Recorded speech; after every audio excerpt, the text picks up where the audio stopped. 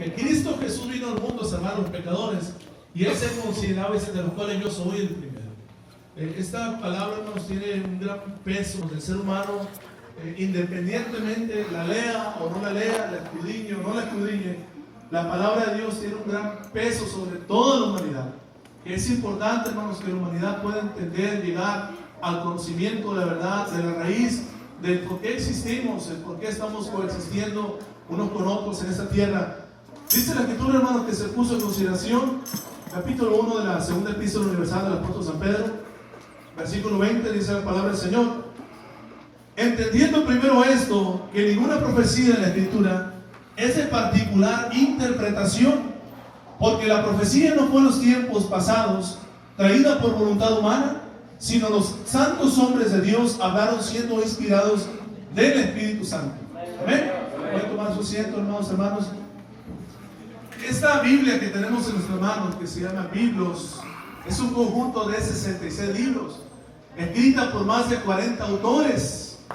Y estos 40 autores, empezando el Pentateuco, desde el Génesis hasta el Apocalipsis, ha sido como un hilo que ha estado siguiendo la secuencia de quién es Dios sobre esta tierra. Amén. Desde el principio de la creación hasta el último capítulo, no hay una contradicción por ninguno de los escritores, porque todos ellos fueron inspirados por medio del Espíritu Santo. Amén. Estando el Señor Jesús en su ministerio en la tierra, capítulo 14 del Evangelio San Lucas, San Juan, dice la palabra del Señor que estaban tratando de entender la verdad, la realidad. Las gentes pensaban de Jesús que unos era el Cristo, otros decían, pues tú eres uno de los profetas, pero el Señor Jesús siempre estuvo en la condición, como lo dice, hermanos, en Filipenses capítulo 2, verso 5 en adelante. El apóstol Pablo le dice: haya pues en vosotros el mismo sentir que hubo también en Cristo Jesús, el cual siendo en forma de Dios no tuvo por usurpación ser igual a Dios, sin embargo se anonadó a sí mismo, tomando forma de siervo, hecho obediente hasta la muerte y muerte de cruz. Por lo cual Dios le exaltó lo sumo y le dio un nombre que es sobre todo nombre, para que en el nombre de Jesús se doble toda rodilla de los que están en los cielos, en la tierra, y toda lengua confiese que Jesús es el Señor, a la gloria de Dios Padre. Amén. Ese mismo Señor Jesús del cual estamos hablando es el que está hablando en el capítulo 14 del Evangelio según San Juan, cuando los discípulos, aún en ellos no existía fe, por la misericordia de Dios los rescató, pero en ellos estaban tan tapados en sus mentes que no entendían quién era Cristo. Hermanos, el Señor Jesús caminaba y cuando les hablaba a las multitudes, hermanos, por parábolas, les hablaba la parábola del sembrador, la parábola de la higuera, les hablaba parábolas y el pueblo no entendía. Y cuando el pueblo se iba, el Señor Jesús se quedaba con ellos solos y el Señor Jesús le decía las cosas las tenía que revelar tal cual eran, porque ellos eran sin entendimiento. Únicamente que el Señor tuvo el privilegio de elegirlos a cada uno de ellos y ellos fueron honrados, hermanos, con esa elección. Cuando en el capítulo, hermanos, 24 de San Lucas, el Señor Jesús dice en la Escritura que le abre el sentido para que puedan entender todas las escrituras. Hasta ese momento. Dice la Escritura, hermanos, capítulo 14, Jesús le dice: yo soy el camino y la verdad y la vida. Nadie viene al Padre sino por mí. Si me conocieses, también a mi Padre conocieras. Y desde ahora lo conocéis y lo habéis visto. Dícele Felipe: Señor, muéstranos al Padre y nos basta. Jesús le dice: tanto tiempo ha que estoy con vosotros y no me has conocido, Felipe. El que me ha visto al Padre. ¿Cómo pues dices, muéstranos al Padre? ¿No crees que yo soy en el Padre y el Padre en mí? Las palabras que yo os hablo, no las hablo en mí mismo, mas el Padre que está en mí, Él hace las obras. Alabado sea el Señor. Nosotros entendemos y el mundo necesita entender y poder comprender que Jesús es Dios, a la gloria de Dios Padre. Amén. Sobre todas las cosas, nosotros honramos al Señor y le damos muchas gracias por este entendimiento que Dios nos ha dado, un misterio que estaba oculto de los tiempos antiguos, de los tiempos de Manoah, del tiempo de los profetas, desde el tiempo de Moisés, desde el tiempo de Abraham. Únicamente se mencionaba el gran yo soy, y yo soy te he enviado, y mete la mano y saca tu mano y vas a encontrar con lepra y dile yo soy te he enviado. Y este nombre que era oculto por todos los siglos antiguos, hermanos, tuvo un cumplimiento. Las profecías hablaron de él.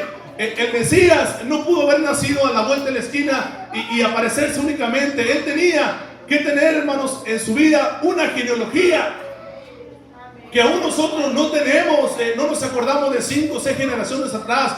Pero el capítulo 1 del Evangelio según San Mateo habla de 14 generaciones de Abraham y otras 14 generaciones y hasta la última generación que es José, hermanos, que fueron 42 generaciones de las que trascendieron de Abraham hasta Cristo. Él tuvo que nacer de una virgen, lo cual profetizó Isaías capítulo 6, capítulo 9. ¿Cómo era tan importante el nacimiento de Jesús? Hermanos, ¿cómo era tan importante que el Señor naciera de una virgen? Aunque ella ya estaba comprometida, dice la Escritura, estaba desposada con José. La misma palabra del Señor afirma estas cosas. Y cuando nace el Señor, nace conforme a todas las profecías del mundo. Amén. Todas las profecías de los libros, desde el Génesis, hermanos, todo lo que se hablaba, hermanos, en todos los profetas, el Señor Jesús aparece en ellas. La escritura que leo, mi amado hermano, en esa escritura, cuando empezó el pueblo a pecar, a perecer, empezaron a blasfemar contra Moisés, dice la escritura que Moisés, el Señor le dijo, hazte un asta y vas a poner una serpiente ardiente. Y será que cualquiera persona que haya sido mordida por las serpientes ardientes, cuando vean el asta allá arriba erguido, va a ser salvo, va a ser sano de esa enfermedad. Y el apóstol Pablo, hermanos, en Corintios 10, donde habló mi hermano, dice la escritura que dice, y no tentemos a Cristo, como muchos le tentaron en el desierto, y perecieron 23,000 personas.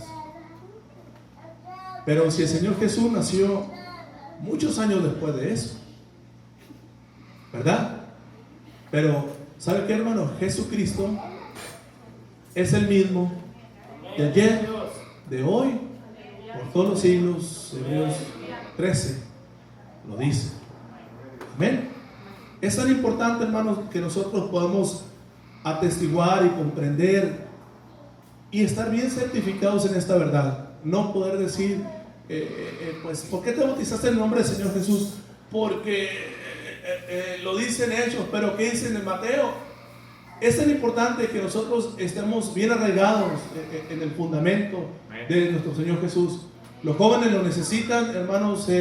En los tiempos de nosotros, a nosotros se nos decía siempre, jóvenes, ya se bautizaron, busquen el Espíritu Santo, busquen la llenura del Espíritu Santo, fortalezcanse en la Escritura, y después de 6 meses van a poder buscar una novia.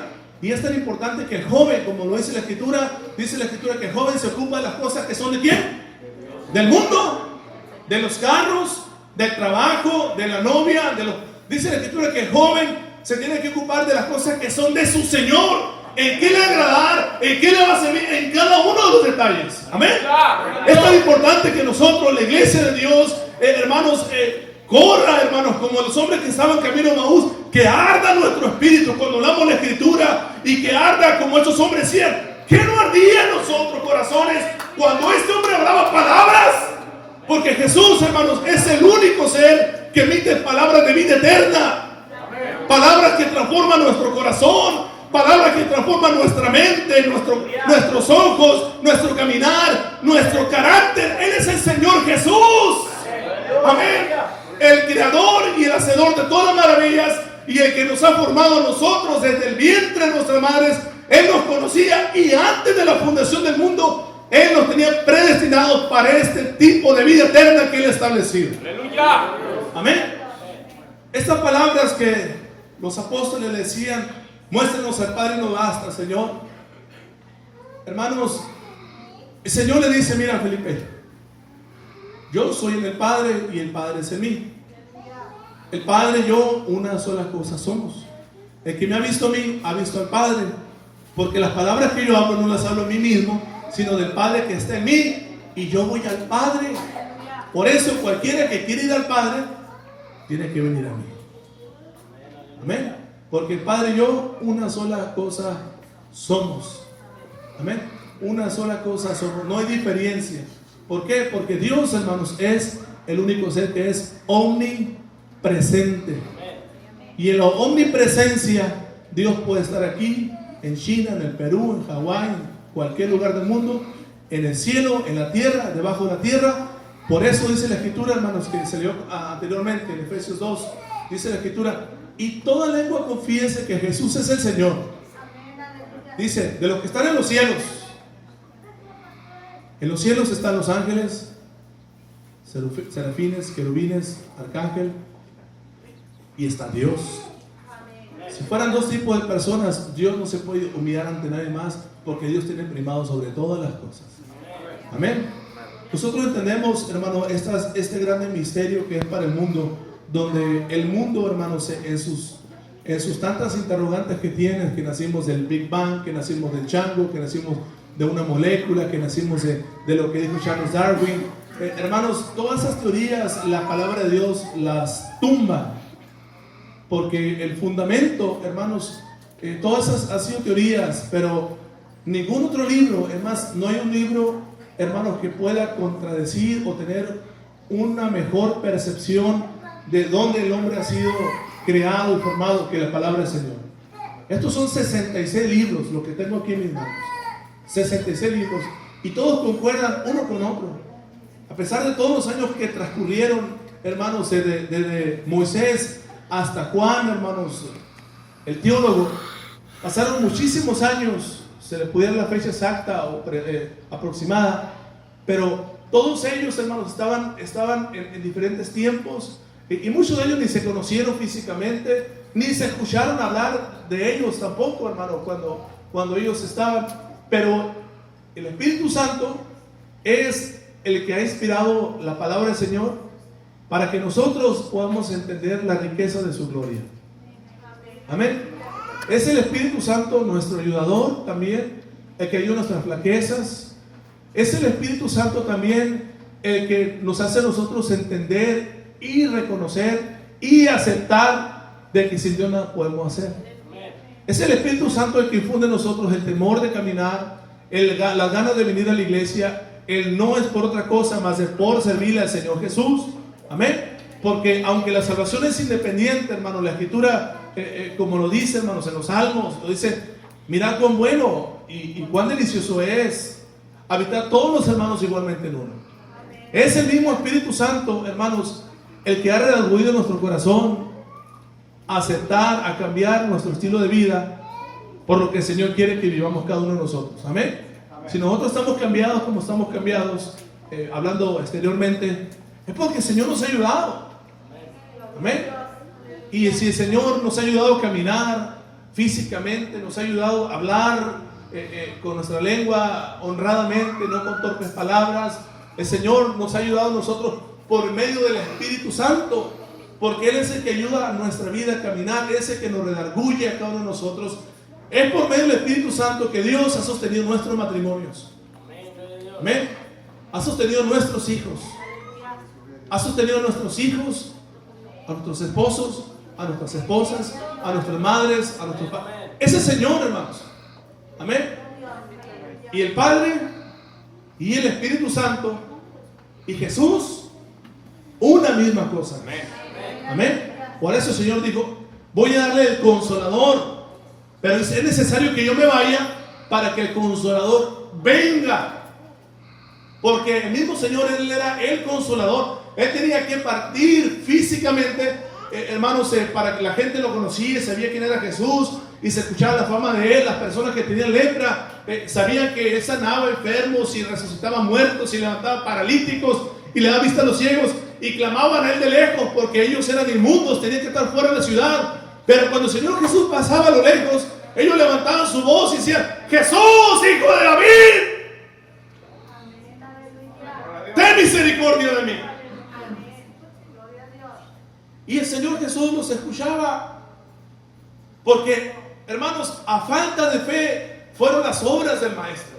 El pueblo vivía totalmente, hermanos, sin absolutamente una gota de fe en sus vidas. Ellos estaban nada más guiados por el Pentateuco, por la ley de Moisés, y en ese tiempo estaba oprimido por el imperio romano, así que ellos estaban asustados, leían que iba a venir el libertador y no podían entender absolutamente nada. Pero cuando el Señor Jesús empezó a caminar, hermanos, cuando Juan el Bautista estaba en la cárcel, decía el Señor: digan a Juan las cosas que han visto y oído, que los ciegos miran, los cojos caminan, los muertos son resucitados y a los pobres es anunciado el Evangelio. Amén. El Señor Jesús, a falta de la fe que el pueblo no tenía en absoluto, porque muchos le seguían por la comida, otros para acusarlos, y un poco remanente, hermanos, seguía al Señor Jesús de todo corazón, porque sabía quién era Cristo. Amén. Y dice la Escritura que el Señor no vino por todo el mundo, sino por los que su Padre tiene preparado para esta vida eterna. Cuando el Señor Jesús, en el capítulo 10 del Evangelio según San Juan, hablaba y decía: Señor, yo no te ruego por todo el mundo, sino por tus hijos, por ellos, los que tú me has dado. Guárdalos en tu palabra, guárdalos. Es tan importante esta escritura en nuestra vida, porque cada uno de nosotros hemos entendido el misterio del Padre, el misterio del Hijo y el misterio del Espíritu Santo.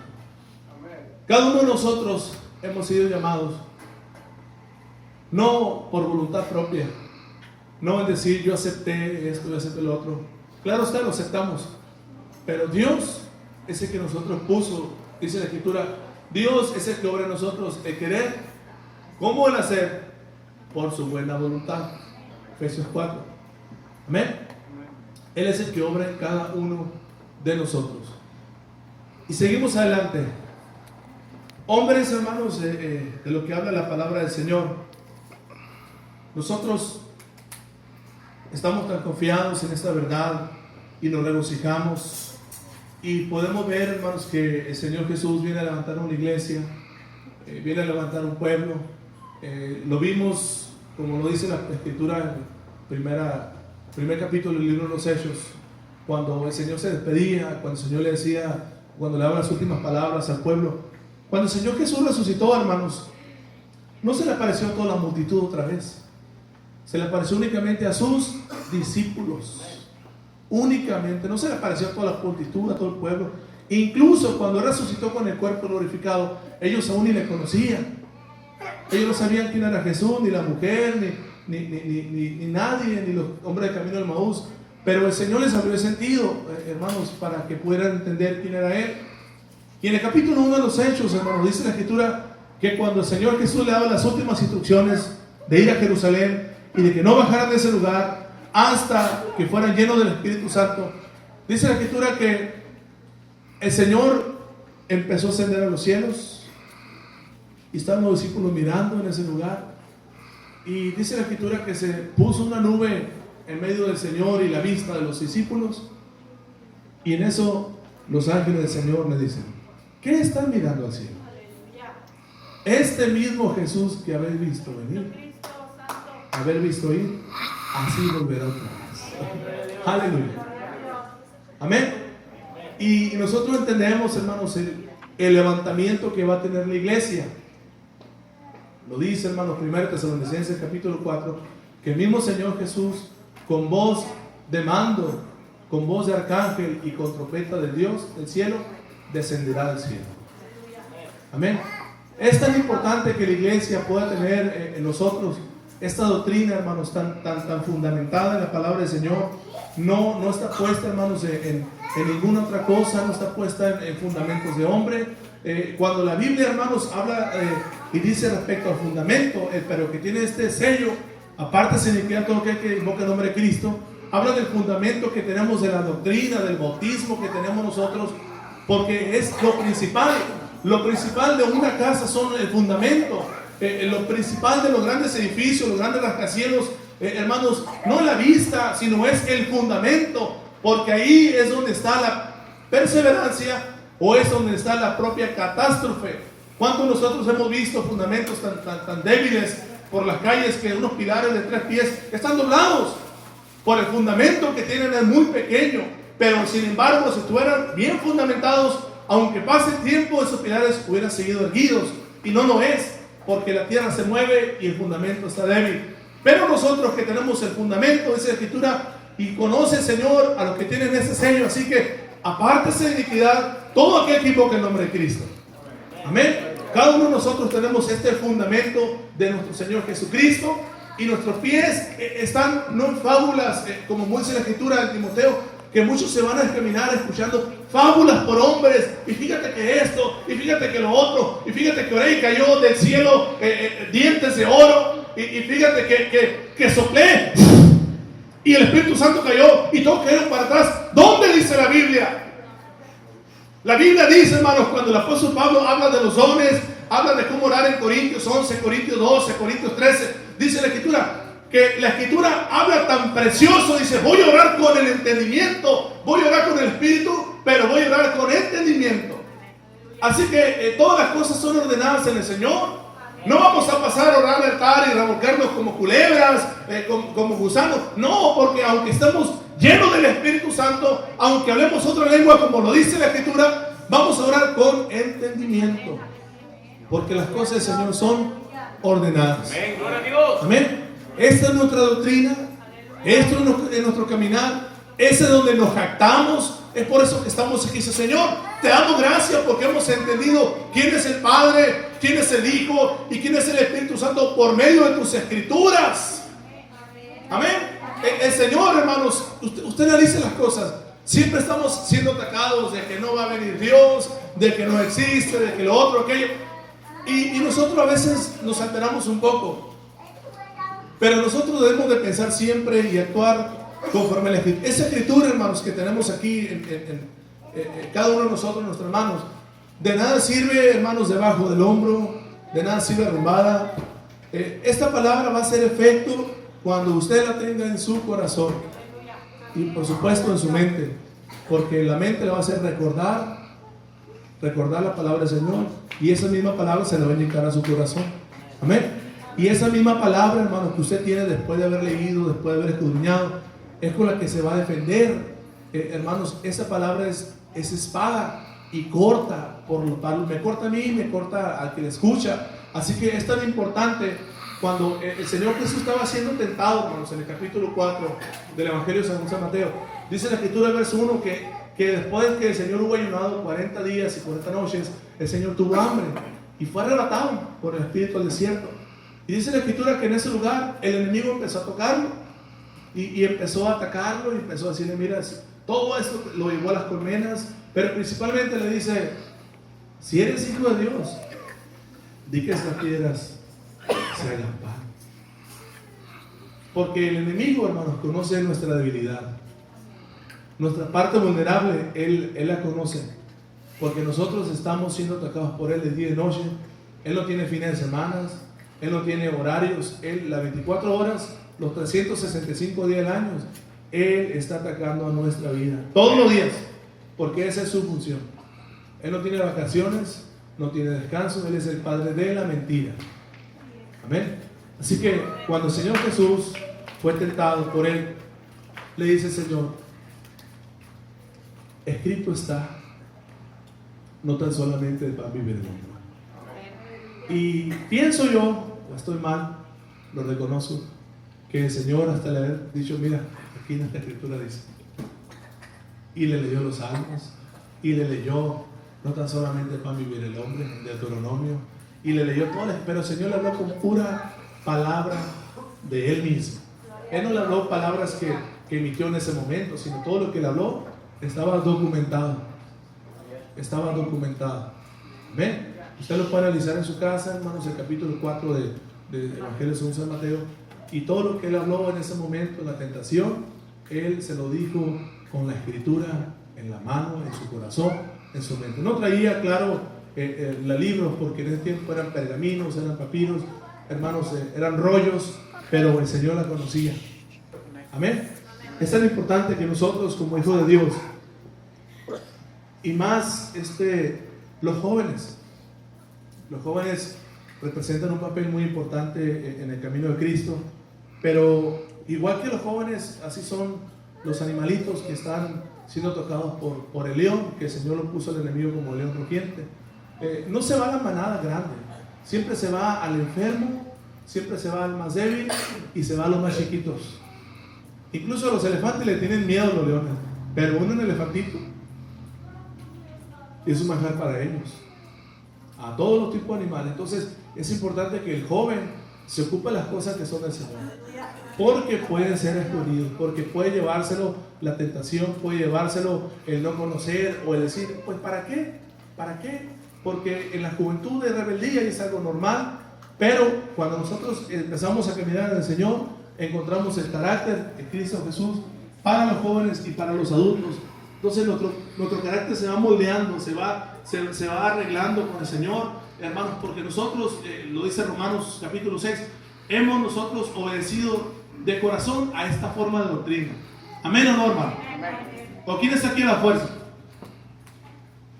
¿Hay alguno a la fuerza? ¿Que se haya bautizado a la fuerza? Todos estamos obedeciendo de corazón. ¿Amén? Y si estamos obedeciendo de corazón, pues tenemos que amar esta escritura. Tenemos que valorar la escritura, valorar la oración, valorar el caminar en el Señor y ser sujetos unos a otros, porque nos vamos. Cualquier cosa, aquí no importa el tiempo, los 30, los 40 años en el camino. Si nosotros empezamos a caminar 20 años perfectamente, 30 años correctamente, 50 años, y a la postre, hermanos, sentimos como que yo soy el mejor. Hermanos, cuando entra el orgullo, la altanería, la autonomía en el ser humano, en el cristiano me refiero, hermanos, es cuando empieza la catástrofe. A los santos hombres de Dios, los reinados tan prósperos, fueron muy pocos los reyes que iniciaron bien y terminaron bien. Pero tenemos la historia de Samuel, de Saúl, de David, de los hijos de David, cómo empezaron correctamente con un corazón recto y a la postre se desviaron. Y la escritura dice a nosotros que el que perseverar hasta el fin, ese va a ser salvo. No ese que caminó 5 años bien. Nosotros podemos a veces añorar, decir, me acuerdo cuando hace 4 años, me acuerdo cuando hace 5 años, me acuerdo cuando hace 20 años caminaba bien, oraba al Señor, evangelizaba, me acuerdo cuando presidía, cuando predicaba, cuando cantaba, cuando traía almas, me acuerdo que cuando pasaba al altar mis lágrimas se salían de gozo, de agradecimiento, porque estaba recién bautizado, me acuerdo. Y pasa el tiempo y nos vamos echando cuentas con Dios. Nos vamos echando cuentas con Dios. Y cuando nos empezamos a echar cuentas con Dios, empieza el resfrío espiritual. Empezamos a menguar, empezamos a mermar, empezamos a tener poco de caminar con Dios, empezamos a resfriarnos. Nos da igual si hacemos o no hacemos.